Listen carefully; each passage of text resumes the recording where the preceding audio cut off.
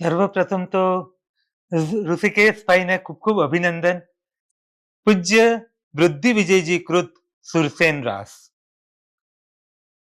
વૃદ્ધિ વિજયજી નામના આમ તો ઘણા બધા કવિઓ થયા છે, પણ તપાગચ્છની અંદર 19મી સદીની અંદર થયેલા આ વૃદ્ધિ વિજયજી પ્રમાણમાં અલ્પખ્યાત કવિ છે. વિજય હીરસુરીની થી પ્રતિબોધિત થયેલી લોકાગચ્છના જે મેઘજી ઋષિ હતા એ એમનાથી પ્રતિબોધિત થયા અને એમની પાસે દીક્ષિત થયા, જે પછીથી ઉદ્યોત વિજયજી કહેવાયા. એ ઉદ્યોત વિજયજીના શિષ્ય થયા કમલ વિજયજી. કમલ વિજયજીનું બીજું નામ છે હર્ષ વિજયજી. એમના શિષ્ય માન વિજયજી. માન વિજયજીના શિષ્ય વિવેક વિજયજી. વિવેક વિજયજીના શિષ્ય આ લબ્ધિ વિજયજી. અને આ લબ્ધિ વિજયજી લબ્ધિ વિજયજી અને લબ્ધિ વિજયજીના બે શિષ્ય લક્ષ્મી વિજયજી અને વૃદ્ધિ વિજયજી. તો આ નાના શિષ્ય વૃદ્ધિ વિજયજી એ પોતાના મોટા ગુરુભાઈ પાસે ભણ્યા, એટલે એમણે બીજી એક સજ્જાઈ રચી છે. એમાં એમણે પોતાના ગુરુ તરીકે લક્ષ્મી વિજયજીનો ઉલ્લેખ કર્યો છે. એમની આપણને એક જ સજ્જાઈ બીજી મળી છે, પણ આ સજ્જાઈ જે છે એમાં એમણે પોતે એ સમયના ગચ્છાધિપતિ વિજય એક સમાજસુરીના જીવન ચરિત્રને આલેખ્યું છે. અને આ રાસ વૃદ્ધિ વિજયજીએ ક્યાં રચ્યો છે તો કે મહુવા બંદરે. એટલે ઘોઘા અને મહુવા બે સૌરાષ્ટ્રના બંદરની આજે વાત છે. તો એ મહુવા બંદરે મધુમતી બંદરે આ મધથી મીઠો એવો આ રાસ રચ્યો છે. આ રાસ તો છે 1585 કડીનો. 1585 કડીમાં આ રાસને રચ્યો છે અને કુલ 55 ઢાળ છે. એટલે બહુ મોટો વિસ્તાર વાળો આ રાસ છે. તો આ કવિ વૃદ્ધિ વિજયજી છે ને પહેલું જ મંગલાચરણ કોનું કરે છે તો કે પંચ પરમેષ્ટિ નું સ્મરણ કરે છે. નવકાર મંત્રના પ્રથમ પંચ પદ એવા પંચ પરમેષ્ટિનું સ્મરણ કરે છે. પછી સામાન્ય રીતે બધા જ કવિઓ ગૌતમ સ્વામીનું સ્મરણ કરતા હોય, પણ અહીં ગણધર પદથી 1452 ગણધરોનું સ્મરણ કરે છે. 24 તીર્થંકરોના 1452 ગણધરનું સ્મરણ કરે છે અને સરસ્વતી દેવીનું પણ સ્મરણ કરે છે. અંતે કહે છે કે સર્વદાનની અંદર અભયદાન પ્રધાન દાન છે, માટે હું અભયદાનની વાત કરતી કથા કહીશ. તો એમ કરીને એમ કથાનો પ્રારંભ કરે છે. કથાના પ્રારંભમાં માલવ દેશમાં એક રાજા રહે છે. તો એ રાજાનું નામ છે સુરસેન રાજા. અને આ સુરસેન રાજાએ અભયદાન કરીને કેવી રીતે પોતાના જીવનની અંદર અનેક સુખ સંપત્તિને પ્રાપ્ત કર્યા એની વાત આ રાસમાં કરવામાં આવે છે. વાતની શરૂઆત માલવ દેશના ચંદ્રાપુરી નગરથી થાય છે. આ નગરી ખૂબ સુંદર છે. ત્યાં ચંદ્રસેન નામનો રાજા રાજ્ય કરે છે. એને ચંદ્રકલા નામની પત્ની છે. અને આ ચંદ્રકલા અને ચંદ્રસેન બહુ જ આનંદપૂર્વક દિવસો પસાર કરે છે. પણ આપણી બધી જ વાર્તાઓમાં આવે ને, ઘણી બધી વાર્તાઓમાં એમ સવાશેર માટીની ખોટ છે. એટલે કે ઘરમાં સંતાન નથી અને એથી એ ચંદ્રકલા દુખી છે. તો એ ચંદ્રકલા પોતાના દુઃખના નિવારણને માટે આ નગરની અધિષ્ઠાયિકા એવી ચામુંડા દેવીની આરાધના કરે છે. તો એ ચામુંડા દેવીની આરાધના કરવા માટે શું કરે છે તો રોજ સરસ પ્રકારના ભોજન, દીવો, ધૂપ બધું લઈને જાય અને ત્યાં બધું ચઢાવે.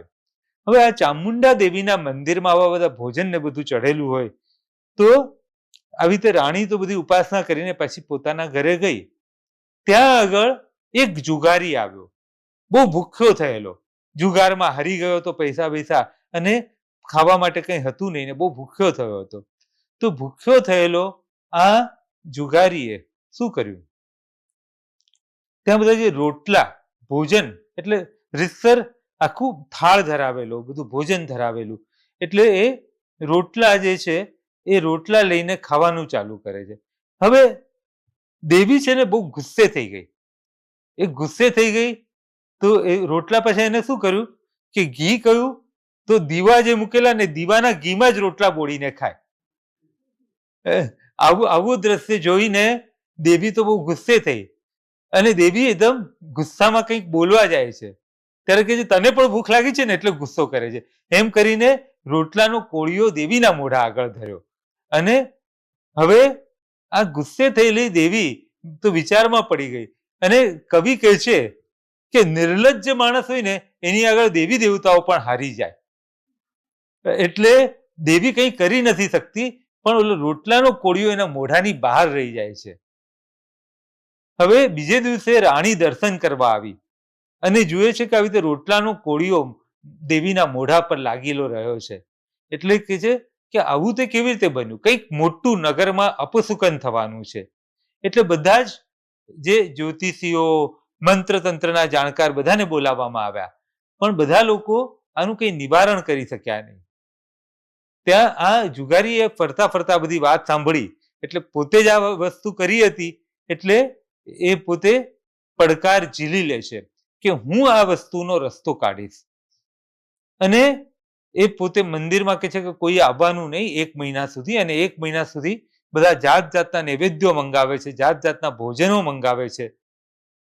પણ રાણી કહે છે કે મારે તો નગરની દેવીના રોજ જ દર્શન કરવાનો નિયમ છે, એટલે એના વગર તો મને ચાલશે નહીં. તો રાણીના આ વાત સાંભળીને રાજા પરમિશન મેળવે છે કે સ્પેશિયલ પરમિશન. આ VIP પાસની રીતે રાણી રોજ સવારે ત્યાં જાય છે. હવે આ જુગારી છે ને હાથમાં મોટી રુદ્રાક્ષની માળા ને બધું લઈને જાપ કરતો હોય છે દેવીને શાંત કરવા માટે. અશાંત પણ દેવીને પોતે જ કરી છે, પણ શાંત કરવા માટે જાપ કરતો હોય છે. ત્યાં આ રાણીને જુએ છે. એ રાણીને જોઈને જાણે કોઈ પૂર્વજન્મનો સંબંધ હોય એવી રીતે એના પ્રત્યે જુગારીના હૃદયમાં પ્રેમ જાગે છે ને એને મધુર વચનથી બોલાવે છે. હવે આ રાણી રોજ આવે છે ને એ લોકોની વાતચીત કરતા કરતા એ લોકોની વચ્ચે પ્રેમ સંબંધ બંધાઈ જાય છે. હવે આ પ્રેમ સંબંધ બંધાઈ જાય છે ને રાણી ગર્ભવતી બને છે. કોઈક મોટા પુણ્યવાળી વ્યક્તિ રાણીના પેટમાં અવતરે છે. પણ એ રાણીના પેટમાં અવતરે છે એ પછી બને છે એવું કે 30 દિવસ તો પૂરા થાય છે. ત્યારે હવે જુગારીને વાત સિદ્ધ કરવાની છે કે કોઈક રીતે હવે આ રોટલાની દૂર કરવાનો છે. એટલે પોતે લાકડી લઈને આવે છે અને લાકડીની ઉપર વિષ્ટા, પશુની વિષ્ટા ચોંટાડીને આવે છે. આ બધી છે ને લોકકથામાંની કથાઓ છે.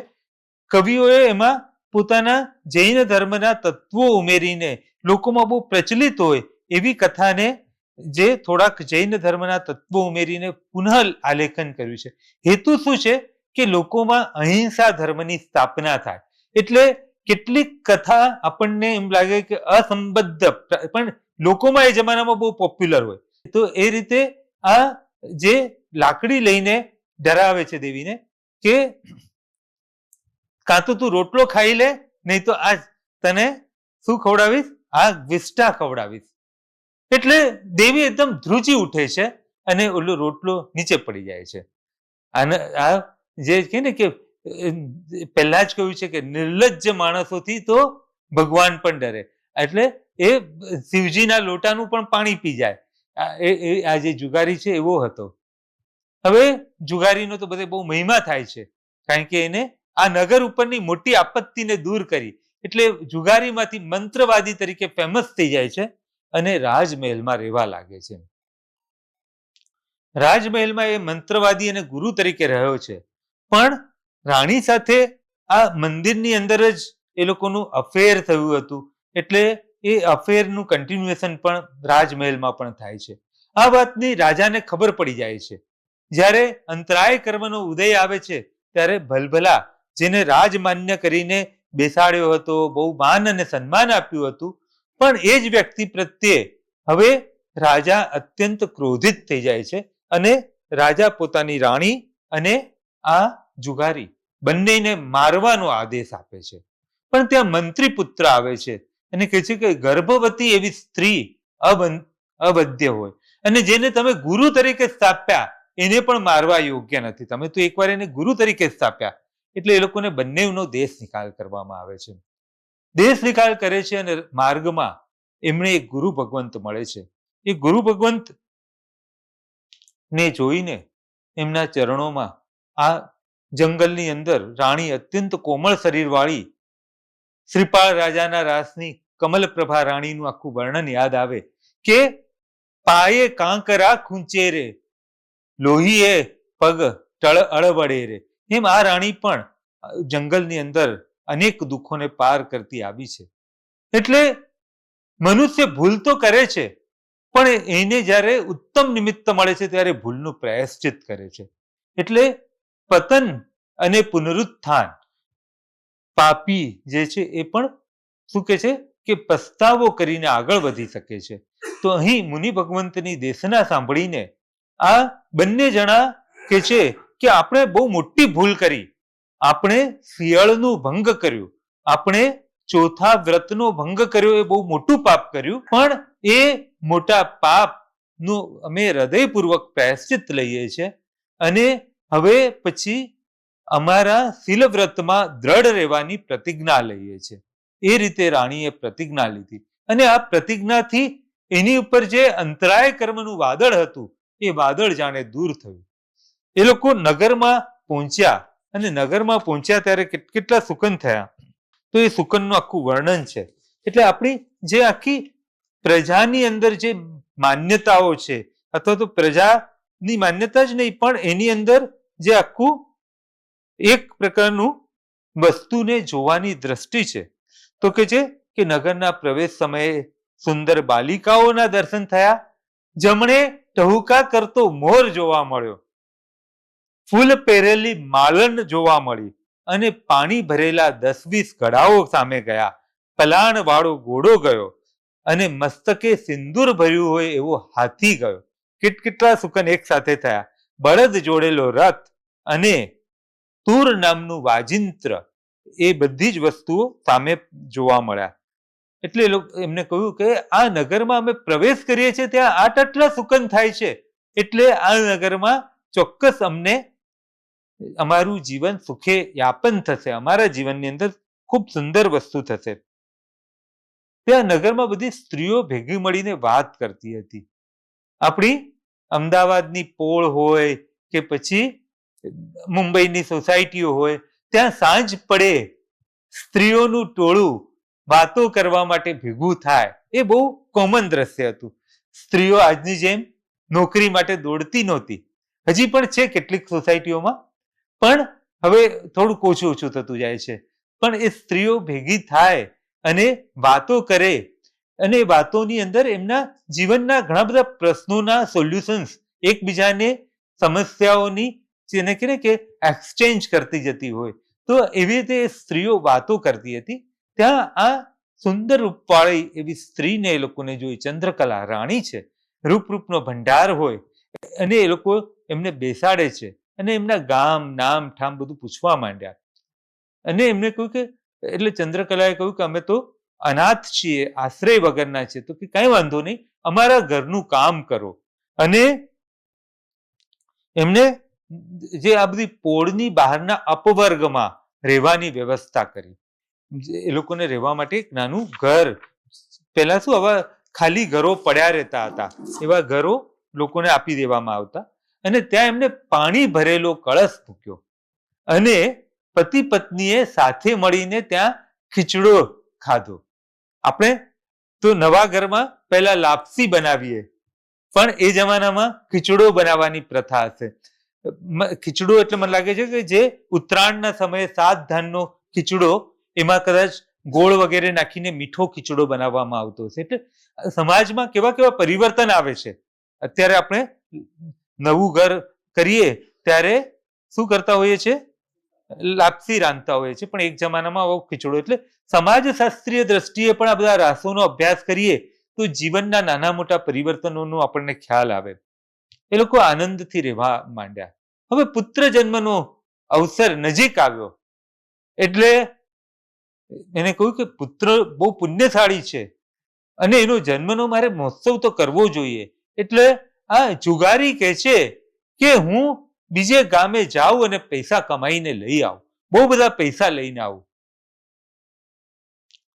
એની જે છે આપણા માતા કહે છે કે ભલે તમે જાઓ, દીકરાનો જન્મ થાય ને ત્યારે આવી જજો.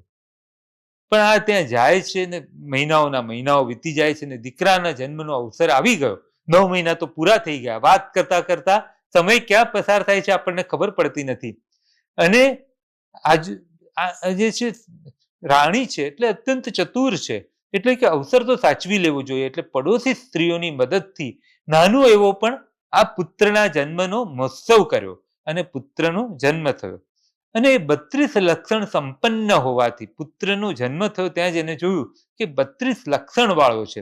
આ 32 લક્ષણ પણ શાસ્ત્રમાં જુદી જુદી રીતે વર્ણવવામાં આવ્યા છે.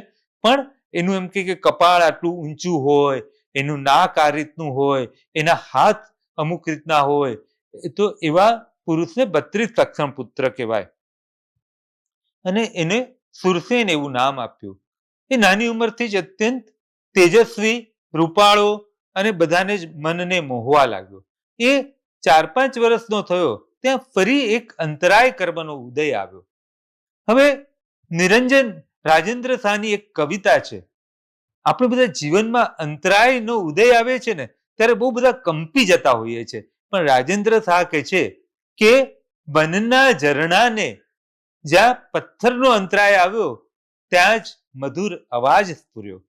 એમ આ જે ચંદ્રકલાના જીવનમાં જેમ અંતરાય આવતા ગયા એમ પરમાત્મા પરની શ્રદ્ધા અને અવિચલ વિશ્વાસથી અંતરાય પર વિજય મેળવીને કેવી એને પોતાની સુખ અને સમૃદ્ધિની વૃદ્ધિ કરી. પોતાના જીવનની અંદર એક અરિહંત પરમાત્મા પરનો અવિચલ વિશ્વાસ છે અને જોડે જ જેને કહીએ કે સમય સૂચકતાનો મોટો ગુણ છે.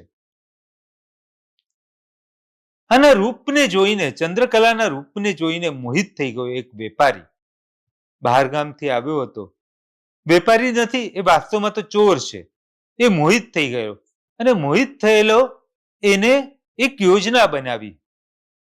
એને આજુબાજુના લોકોથી બધી ઇન્ક્વાયરી કરી. અત્યારના જમાનામાં આપણે જે રેકી કહીએ છીએ ને એવી રેકી કરી. અને રેકી કરીને એને શું કર્યું? એને કહ્યું કે આ હું તો તમારો મામા છું. ચંદ્રકલાની પાસે આવ્યો અને કહેવા લાગ્યું કે હું તો તમારો મામા છું.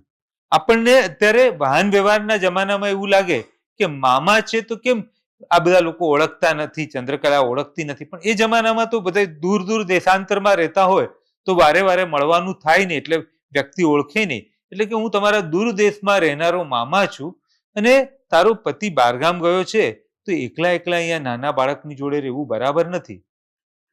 ચંદ્રકલા આમ તો ભોળવા એવી નહોતી, પણ આને બહુ જ વારંવાર આગ્રહ કર્યો અને પછી ચંદ્રકલાએ કબૂલ કર્યું. રથ લઈને આવ્યા છે તો મામા છે તો ચાલો જઈએ. એટલે એના ગામે જવા માટે રથમાં બેઠી. મામાનો સંબંધ એવો હોય છે ને કે એ વાતથી ભલભલા ભોળવાઈ જાય. તો આ રથમાં બેઠી અને રથ આગળ આગળ વધવા માંડ્યો.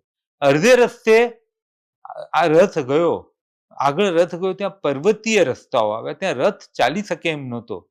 એટલે ભાડાનો રથ હતો, એ ભાડાવાળાને ભાડું આપી દીધું અને રથ મોકલાવી દીધો અને કે હવે ચાલતા ચાલતા જવું પડશે ગામે.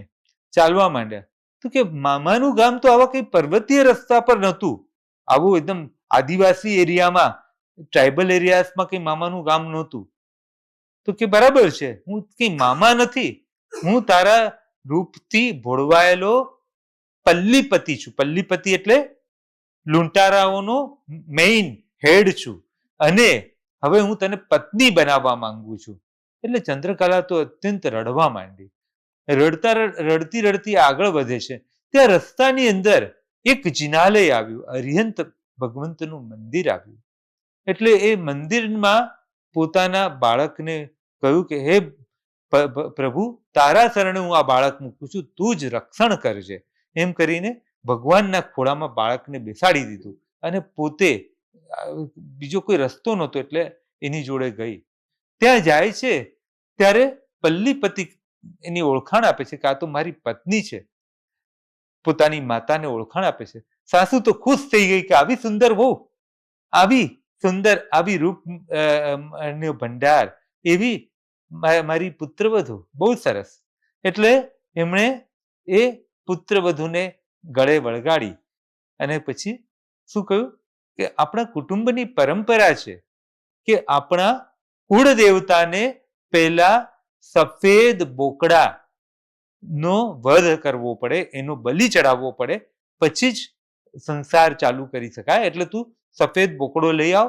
પછી માએ બધી પૂજન સામગ્રી તૈયાર કરી અને કુળદેવીની બાજુમાં એકદમ ભક્તિભાવથી બેઠી અને શશિકલાને કહ્યું, ચંદ્રકલાને કહ્યું કે જો આ તલવાર, આ બહુ પાવરફુલ તલવાર છે. પછી કહે છે આ ઘરની આ બધી સંપત્તિ, આને તારા વરે બધી ચોરી કરી કરીને બધું ભેગું કર્યું છે, આટલું બધું ધન છે આપણી પાસે, એમ બધું બતાવ્યું. નવી વહુ પર પણ એમને પૂરો વિશ્વાસ બેસી ગયો. પણ ચંદ્રકલા તો શિયાળના રક્ષણ માટે જાગૃત છે. જો અહીંયા એ પાપ કરે છે, પણ હેતુ શું છે?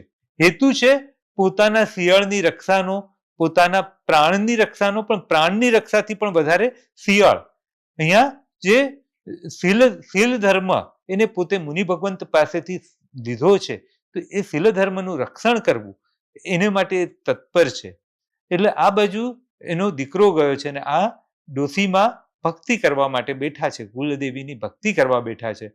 તો આ ચંદ્રકલાને તો બધું બતાવી દીધું છે કે આ તલવાર છે ને આ ધન છે ને આ ઊંટ છે, આ ઊંટ બહુ પાવરફુલ છે, બહુ ઝડપથી ચાલે એવો છે. એટલે એ શું કરે છે, તરત જ જે આ ભક્તિમાં બેઠા છે ત્યારે એકદમ જેવી એ ડોસીમાં અસાવધ બન્યા ત્યારે એ પોતે સમય સૂચક બનીને તલવારથી એમનું માથું કાપી નાખે છે. ગમે તેમ તો ક્ષત્રિયાણી છે, વીર પત્ની છે, વીર કુલમાં જન્મી છે, એટલે ફટ દઈને એનું માથું કાપી લે છે.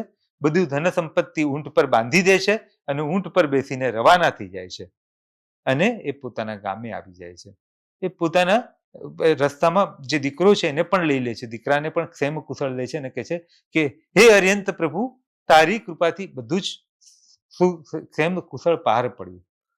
અહીંયા આવે છે અને આ ચોર તો અત્યંત ક્રોધિત થઈ ગયો કે આ તો શું બની ગયું, જેને હું પકડીને લઈને આવ્યો હતો એની જગ્યા પર આ તો મારી માને પણ મારીને ગઈ, ધન સંપત્તિ લઈ ગઈ ને મારું ઊંટ પણ લઈને જતી રહી.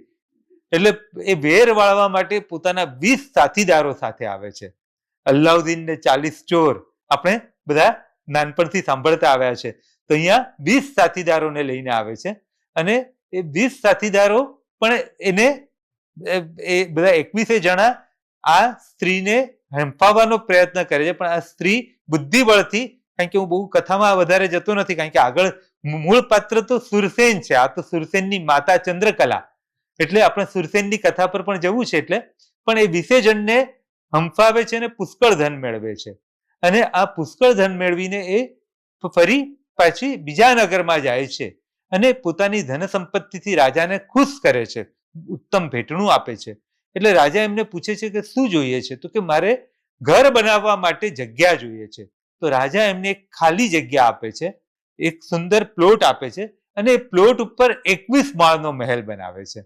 આપણને થાય કે જે જમાનામાં લિફ્ટ ન હોય ત્યારે 21 માળનો મહેલ એટલે તો કેટલી મોટી વાત. આપણે જોઈએ તો બધે કથાઓમાં 7 માળનો મહેલ આવતો હોય, પણ અહીંયા 21 માળનો મહેલ કેમ આવે છે એની વાત આગળ આવશે. આ 21 માળનો મહેલ એ પણ કંઈક હેતુથી છે. હવે આ સુરસેન મોટો થાય છે અને અહીંયા ગામમાં એમની બહુ ખ્યાતિ થઈ જાય છે, કારણ કે એની પાસે તો આ 21 ચોરોનું ધન આવેલું છે. એટલે ધનમાંથી એ ન્યાય નીતિપૂર્વક વ્યવહાર કરીને ખૂબ પૈસા કમાવે છે. આપણે ત્યાં કહેવત છે કે પૈસો પૈસાને ખેંચે, એમ એ એની બહુ ખ્યાતિ છે. એટલે 5 માંગા આવે છે અને સુરસેનના એમાંથી એક સુરસુંદરી નામની કન્યા જોડે લગ્ન કરાવે છે. રૂપ ગુણથી સંપન્ન ઉત્તમ કુળની એવી એ સુરસુંદરી જોડે એના લગ્ન થાય છે સુરસેનના. કથા થોડીક લાંબી છે પણ બહુ રસપ્રદ કથા છે. તમે કોઈ દિવસ ન સાંભળી હોય ને એવી આ કથા છે. આમાં એક પછી એક એવા હવે સુરસેનના જીવનમાં ચમત્કાર બનતા આવશે. હવે આ સુરસેન પત્નીની જોડે આનંદપૂર્વક ક્રીડા કરે છે અને થોડોક મોટો થયો છે. ત્યાં એ સુરસેનની આગળ એક જે છે ને એ જમાનામાં ભાટ ને ચારણો આવતા. તો એક ભાટ ચારણ આવીને સુરસેનના બહુ ગુણગાન ગાય છે. તો સુરસેન પોતાના ગળાનો 9 લખો હાર આપી દે છે. 9 લખો હાર એટલે 9 લાખ રૂપિયાનો હાર ફટ દઈને આપી દે છે.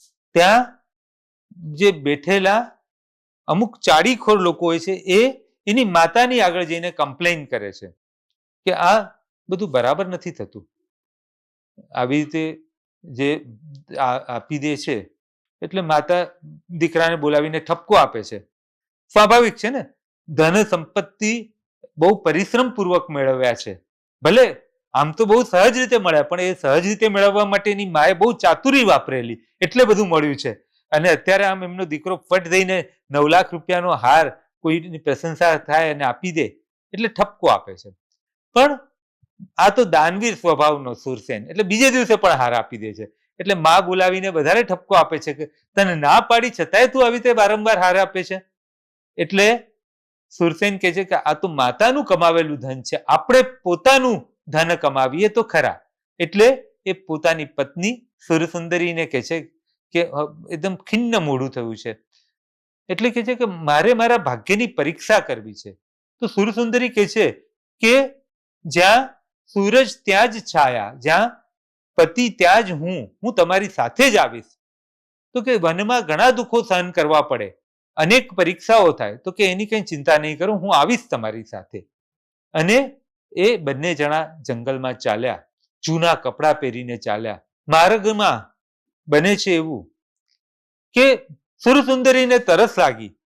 તો સુરસુંદરીને તરસ લાગી એટલે પાણી લેવા માટે એનો પતિ ડાબી બાજુએ ગયો, પણ ઘણો સમય થયો, પતિ આવ્યો નહીં. એટલે સુરસુંદરી ચિંતિત થઈ. ત્યાં એની નજર જમણી બાજુ એક ટીંબા પર પડી. ટીંબો એટલે એક પથ્થર, જે આપણે જેને કહીએ કે માટીનો ટીંબો, મોહેન્જો દડો પણ એવો જ એક ટીંબો હતો.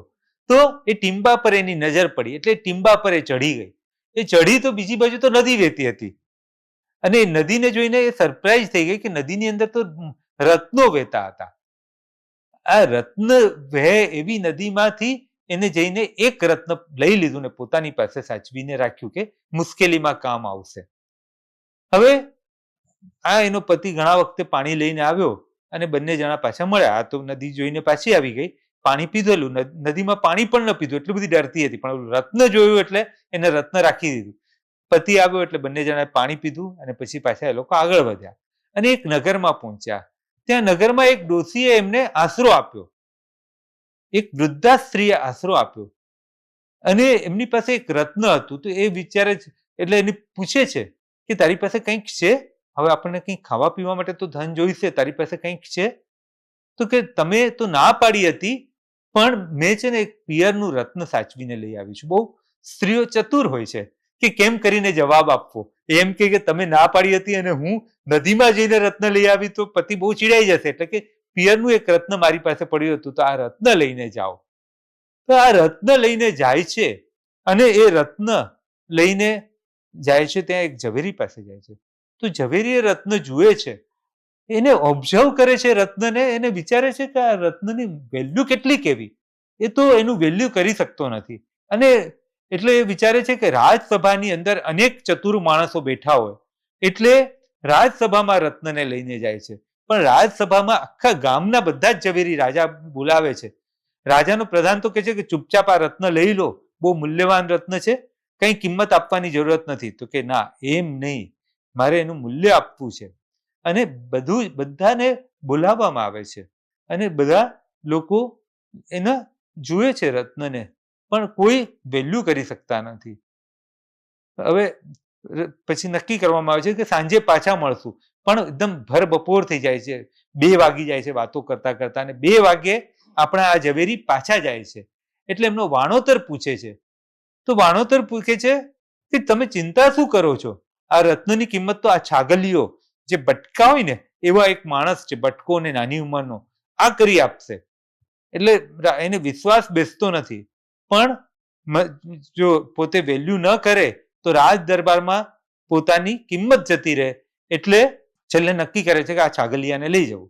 એ છાગલિયાને લઈ જાય છે અને કહે છે કે આ રત્ન કયું છે? તો કે આ માણેક રત્ન છે, લાલ કલરનું છે, એટલે માણેક રત્ન છે, પણ એની હંસી જાત છે, એની જાત હંસી છે, અને એના પિતા રાક્ષસ છે. આની જે કે ને કે એના પિતા રાક્ષસ છે. અને આ રત્નના ગુણ શું છે? તો કે છે કે ભર મધરાત હોય તો પણ આ રત્નને જો બહાર કાઢવામાં આવે તો દિવસ જેવું જ અજવાળું થઈ જાય.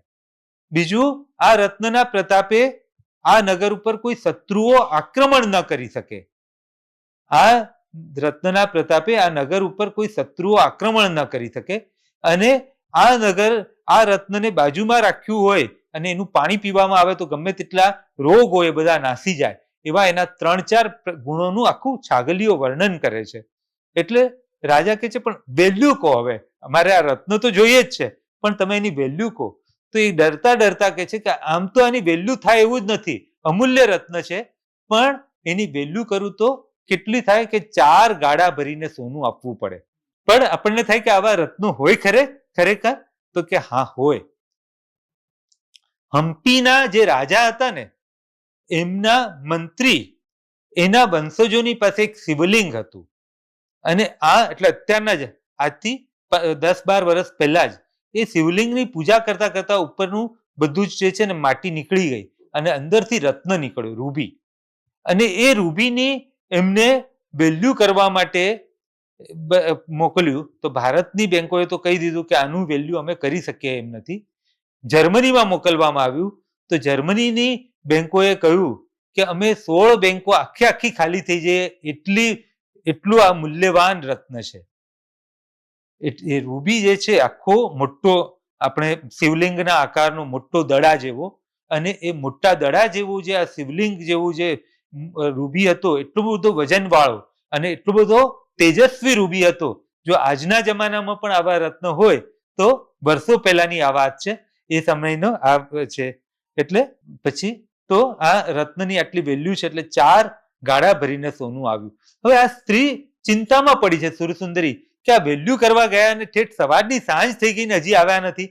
ત્યાં તો એના પતિને જોયું તો બધા ઝવેરીઓ સાથે આવે છે અને 4 ગાડા ભરીને સોનું આવી રહ્યું છે. એટલે એ સોનાની લઈને આવ્યા છે. તો હવે કે છે કે આટલું બધું સોનું આપણી પાસે તો આપણું ઘર પણ તો કંઈ સરસ હોવું જોઈએ. એટલે એમને જે આ ડોશીએ આશ્રય આપ્યો હતો ને એ ડોશીને જ પોતાના માતાના પદે સ્થાપ્યા અને રાજાને કહ્યું કે અમને આ ડોશીના ઘર ઉપર મહાલય બાંધવાની પરમિશન આપો. અને અહીંયા ફરીથી 21 માળનો મહેલ બનાવવામાં આવે છે. ખૂબ બધે ધન સંપત્તિ યશ કીર્તિથી બહુ મહિમા ગાજે છે. હવે આ રાજા છે ને એકવાર આ રત્નને થયું કે આ બધી આટલી બધી વાત કરી છે તો ચાલો ને રત્નની પરીક્ષા કરીએ. એટલે એ પોતાની એક રાણીને ત્યાં આ રત્ન લઈને ગયો અને એ પોતે રમતો હતો. એને છીંક આવી, રત્ન હાથમાં લઈને એના ઘરે જવાનું વિચારે છે. જો સુકન અને અપસુકનની વાત તો આ બધી મધ્યકાલીન કથાઓમાં બહુ સંકળાયેલી હોય, પણ છતાં પણ એ કે છે કે લઈ જાવ રત્ન, શું થાય છે જોઈએ.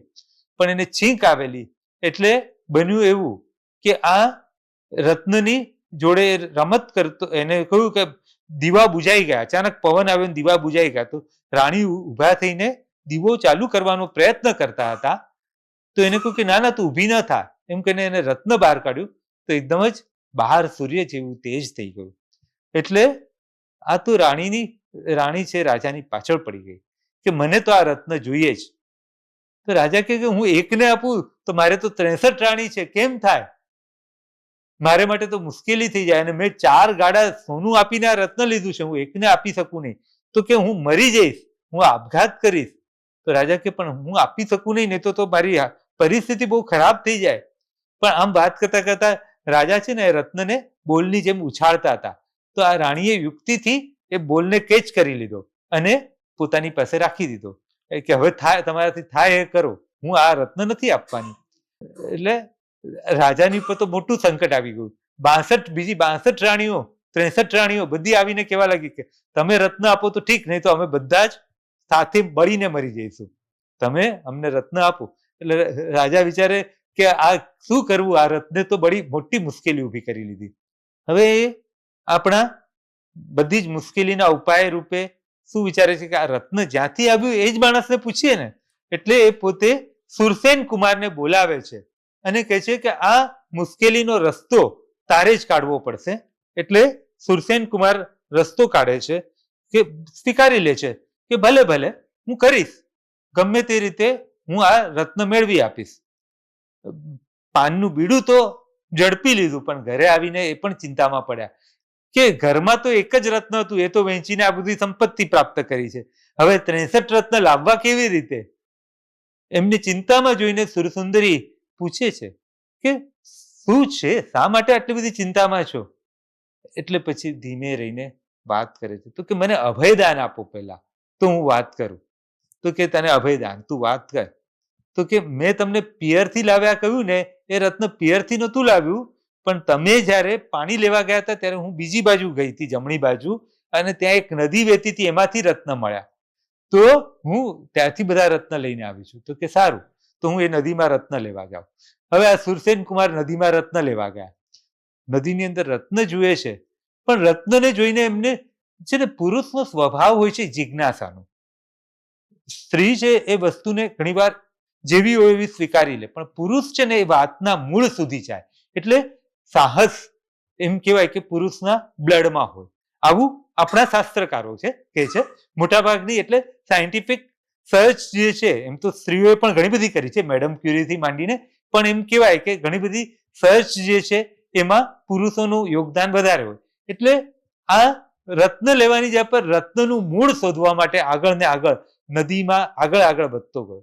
આ નદીમાં આગળ વધતો જાય છે, ત્યાં આગળ એ જુએ છે કે એક જગ્યા પર એક માથું બાંધેલું હોય છે. એ માથું બાંધેલું હોય છે અને એમાંથી લોહીના ટીપા પડતા હોય છે. એ લોહીના ટીપા પડતા હોય છે, એમાંથી આ રત્ન બનતા હોય છે. એટલે એની આજુબાજુમાં એ બે દેરા જુએ છે, એટલે કે બે મંદિરો જુએ છે. એટલે કે છે કે આ મંદિર તો કંઈક રાક્ષસોના મંદિર લાગે છે, પણ એ પોતે અંદર જાય છે.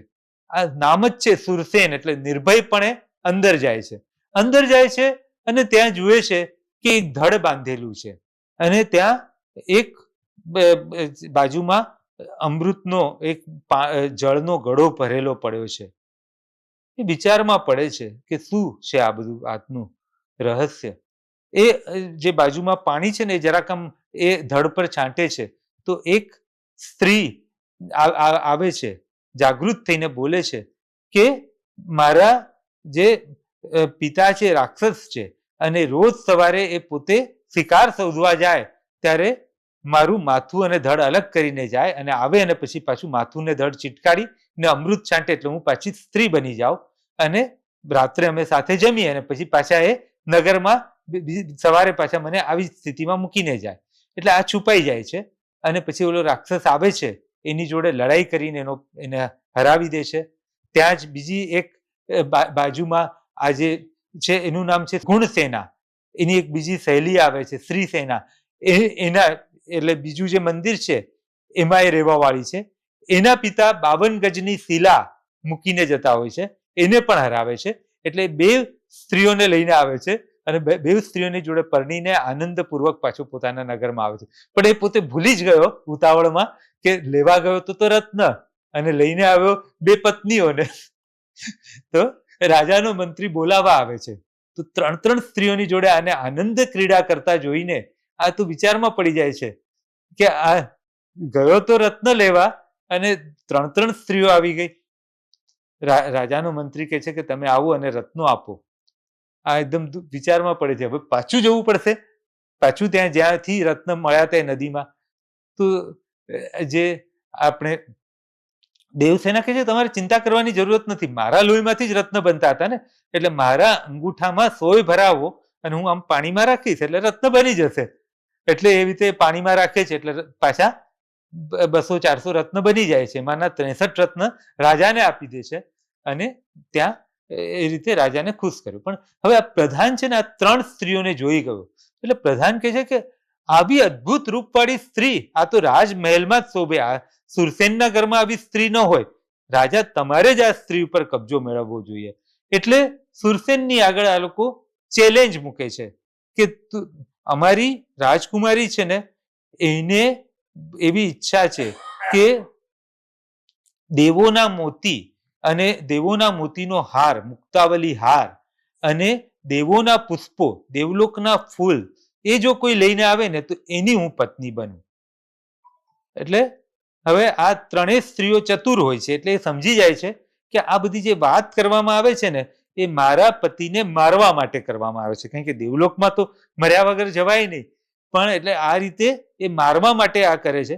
પણ એ કહે છે ના, રાજાની વાત છે એટલે મારે કરવું તો પડશે જ. તો કે જે દેવસેના છે એ કહે છે કે મારી એક કાકાની દીકરી નદીની વચ્ચે ટાપુમાં રહે છે અને એની પાસે આ મુક્તાવલી હાર છે, હું ચિઠ્ઠી આપું છું, તમે ત્યાં જઈને લઈને આવો.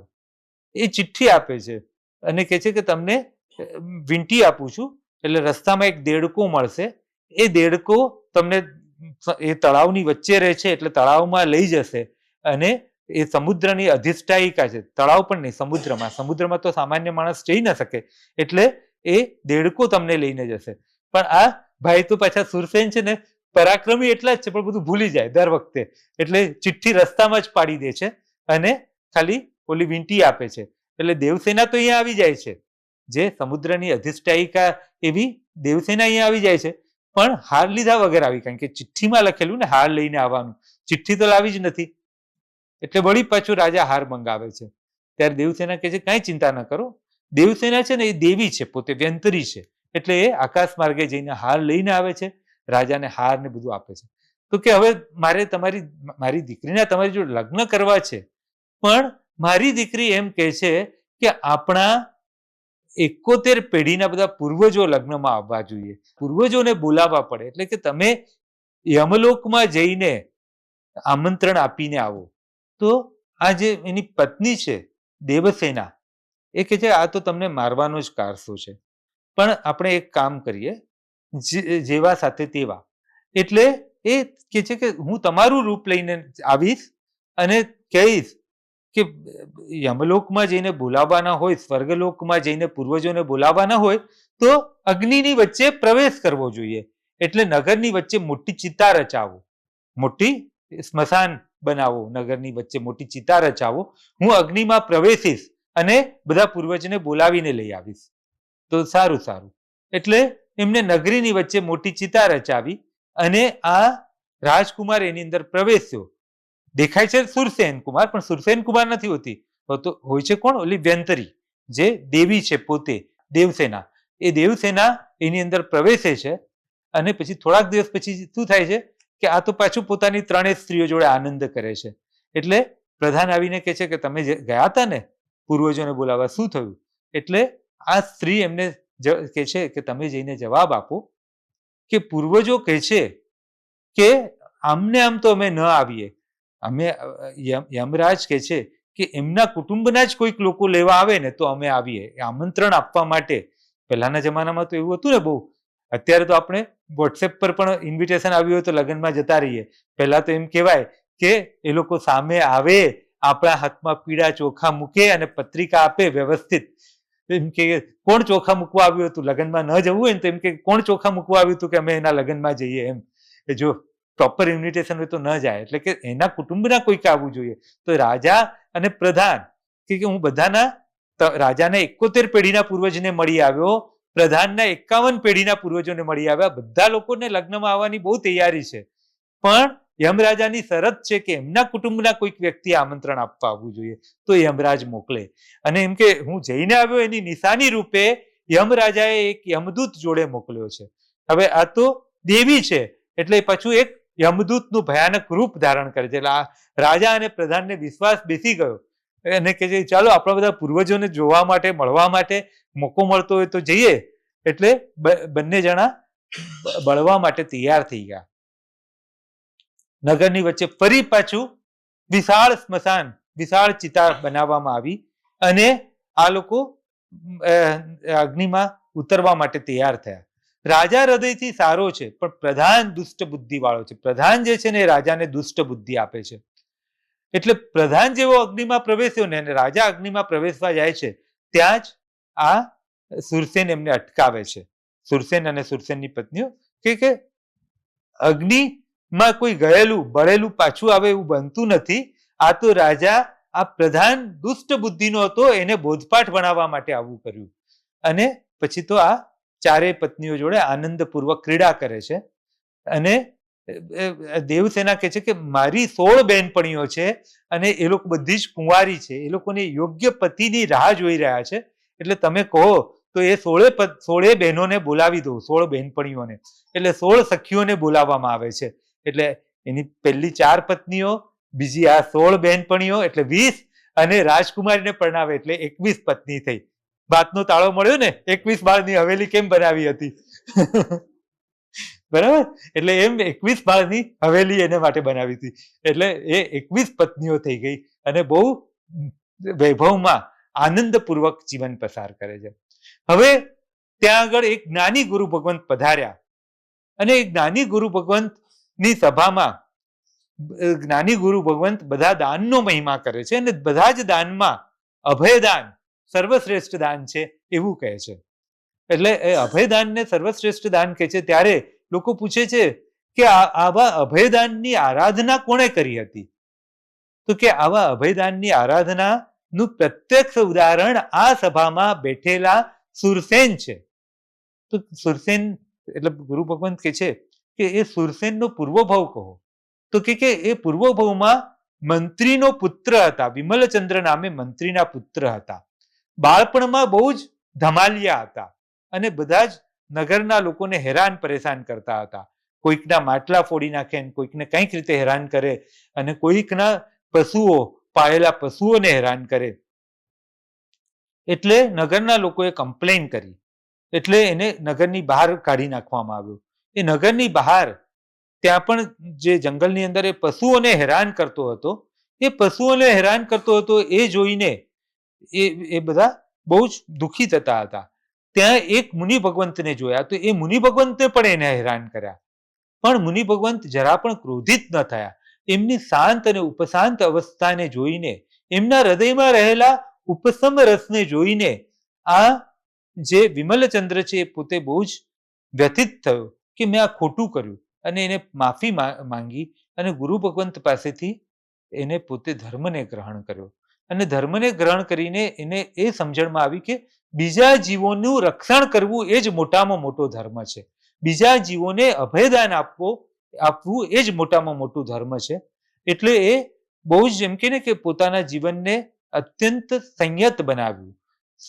દીક્ષા તો નહોતો લઈ શકતો, પણ સવાર સાંજ પ્રતિક્રમણ, સામાયિક, પૌષધ, પર્વતિથિએ પૌષધ, ધર્મ વ્યાખ્યાન શ્રવણ, પુસ્તકોનું વાંચન, આખું એક આદર્શ શ્રાવકનું જીવન બનાવી દીધું અને બહાર જવા આવવાનું પણ બહુ જ મર્યાદિત કરી લીધું.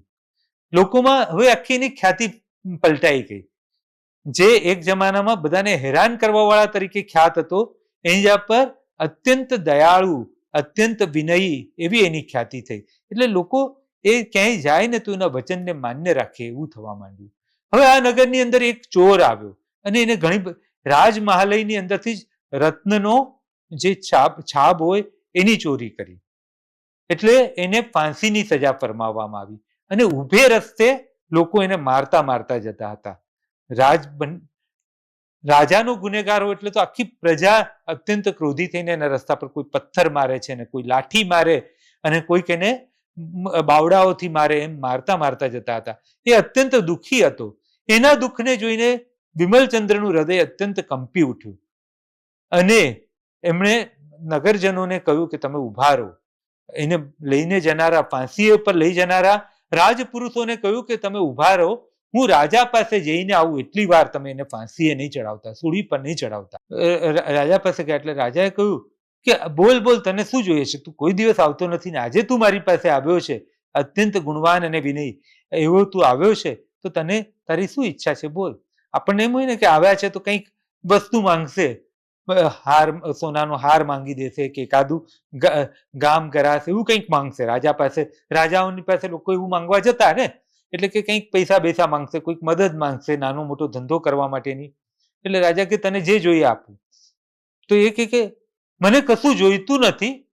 પણ રાજા ફરી ફરીને કહે છે તો કે જો તમારે આપવાની જ ઈચ્છા હોય તો આજે તમે જેને કેદી પકડ્યો છે એ કેદીને મુક્ત કરો. તો કે એ તો ન બને, ગુનેગારને માફ ન કરાય. ગુનેગારને માફ કરો તો પ્રજામાં ખોટો સંદેશ જાય. પણ આ કહે છે કે જો તમારે આપવું જોઈએ તો મને એ કેદીને આપો, હું એને સમજાવીશ, એને ધર્મના માર્ગે લઈ આવીશ. પણ રાજા કબૂલ નથી. પણ રાજા કહે છે કે ચાલ, એને જ્યાં ફાંસી આપે છે ને ત્યાં લઈ જઈએ. એટલે રાજા અને આ બંને ફાંસીની જગ્યા પર આવ્યા અને ફરી પાછું રાજાએ પૂછ્યું કે તને શું જોઈએ છે? તો કે બસ એને તમે મુક્ત કરો હું એને સાચવીશ, એને ધર્મના માર્ગે વાળીશ, પણ તમે એને ફાંસીએ ન ચડાવો. તો રાજા કહે કે એ તો ન બને. તો એ કહે કે કાંઈક ઉપાય કરો. તો કે તું ફાંસીએ ચડી જા તો ચાલે. રાજા કે છે તો વિમલચંદ્ર કે છે ભલે. એટલે પોતાના કપડાં ઉતારીને ફાંસીએ ચડવા માટે તૈયાર થાય છે. અને એ ફાંસીએ ચડવા તૈયાર થાય છે ત્યાં જ આકાશમાંથી સુવર્ણની વૃષ્ટિ થાય છે. દેવો પ્રસન્ન થાય છે અને રાજા પણ કહે છે કે તારી આ સુરવીરતા, તારી આ બીજાને અભયદાન દેવાની આ જે વૃત્તિ છે અને એને બીજાને સુધારવાની તારી આ જે ભાવના છે, એનાથી હું પ્રસન્ન થાઉં છું અને તું આને લઈ જા. એને પોતાના ઘરે રાખે છે અને એને ધર્મ ઉપદેશ આપીને એને પણ સામાયિક પોષદ, જીન પૂજા, સ્વાધ્યાય વગેરેમાં જોડે છે.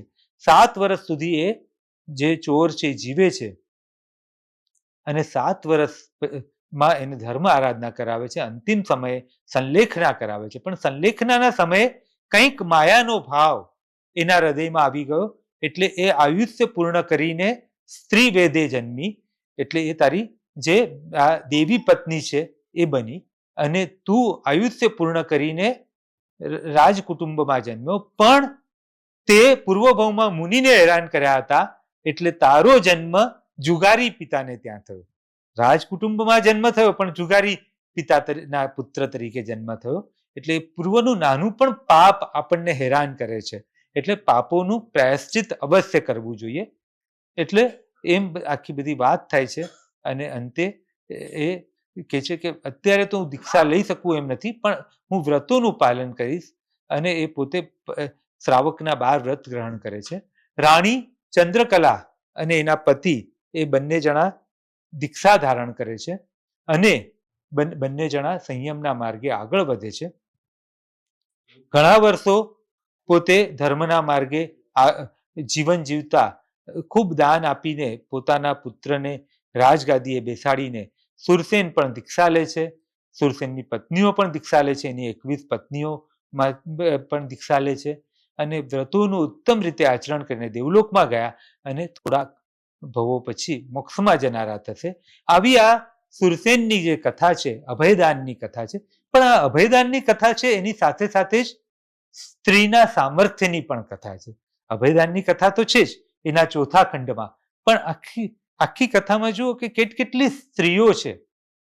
સૌથી પહેલા તો ચંદ્રકલા કે જે સમય સૂચકતા વાપરીને પોતાના શીલનું રક્ષણ કરે છે અને ચાતુરીથી ધન સંપત્તિ મેળવે છે. એની વચ્ચે એનો જે જુગારી પતિ છે ને એ તો ઘણા વર્ષો ભટકીને પાછો આવે છે પણ કશું કમાયો નથી. પણ કમાવ્યું કોણે? તો આ ચંદ્રકલાએ. એવી જ રીતે એની પ્રથમ પત્ની સુરસુંદરી કે જેને પોતે ચતુરાઈથી રત્ન સાચવ્યું અને એ રત્ન આપીને પોતાના પતિને ધન સંપત્તિનો માલિક બનાવ્યો. એના પતિએ પરાક્રમ કર્યું ને અનેક પત્નીઓ લાવ્યા, પણ આ બધી સ્ત્રીઓ એવી ચતુર હતી કે દરેક પરિસ્થિતિમાં સુરસેનનું રક્ષણ કર્યું અને સુરસેનને એક પછી એક અનેક પત્નીઓને પણ અપાવવામાં પોતે નિમિત્ત બની.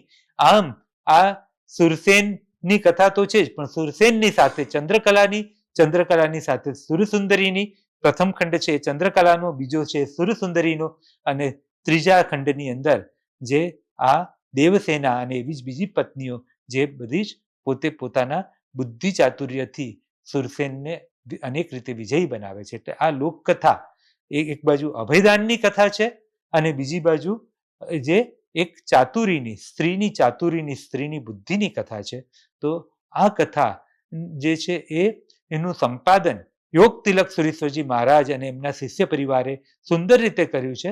આ હસ્તપ્રત ઉજ્જૈનમાંથી એમને પ્રાપ્ત થયેલી આ હસ્તપ્રત, આના કથાના મુખ્ય પાત્ર પણ ઉજ્જૈનના અને યોગાનુયોગ કથા ભલે લખાઈ મહુવામાં પણ હસ્તપ્રત પણ પાછી ઉજ્જૈનમાંથી મળી અને એ એક સુંદર કથા. તો આવા સુરસેન રાસની વિશે વાત કરવાનો મોકો આ આપણી શબ્દ સંપદાને નિમિત્તે પ્રાપ્ત થયો.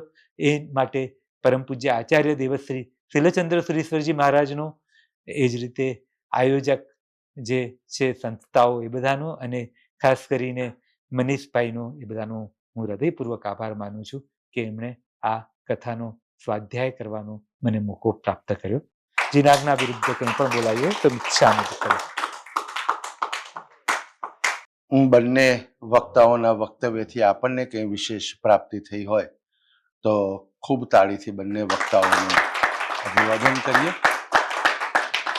માન્ય શ્રી ઋષિકેશભાઈ રાવલ આપણી વચ્ચે ખાસ પાલનપુરથી અહીંયા ઉપસ્થિત થયા છે. પાલનપુર કોલેજમાં પ્રોફેસર તરીકે તેઓ સેવા આપી રહ્યા છે. ગુજરાતી ભાષાના ગદ્ય અને પદ્યના તમામ સ્વરૂપોમાં સારી રીતે વાત મૂકી આપે એવા અભ્યાસી વક્તા છે.